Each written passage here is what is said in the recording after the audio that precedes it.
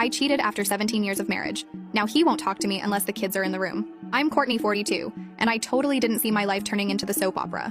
Everyone always said Brandon and I were the perfect couples. 17 years of marriage, 2 beautiful daughters, and a house in a neighborhood where people actually want to live. We were that couple. The one everyone looked at and thought, relationship goals. Brandon was always the guy who remembered anniversaries without phone reminders. He'd bring home my favorite takeout when I had a rough day at work. When Haley and Julia were little, he'd take them for daddy days, so I could have time to myself. He was the husband who actually listened when I complained about drama at work, who rubbed my feet after I wore those killer heels I loved even though they murdered my arches. For our 15th anniversary, he planned this whole weekend getaway, with all my favorite things. Between us, my friends were so jealous they could barely hide it. We had the matching views in the driveway, the family photos on the walls, the inside jokes no one else understood. From the outside, we were perfect. The couple other couples would ask for advice. How do you two still look at each other like that after all these years? They'd ask at neighborhood cookouts. And I'd smile that knowing smile while Brandon's arms slipped around my waist. When other wives complained about their husbands leaving dirty socks on the floor or forgetting important dates, I'd nod sympathetically while secretly feeling superior. Brandon wasn't like other husbands.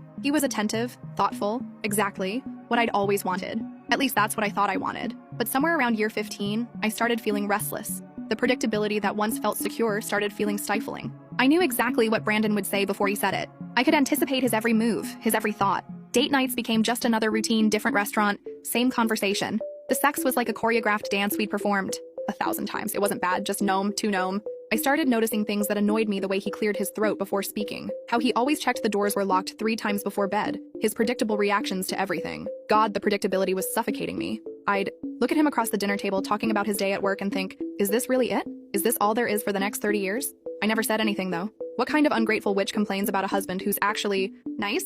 Instead, I smiled and nodded and played my part as the happily married wife, while feeling like I was slowly disappearing.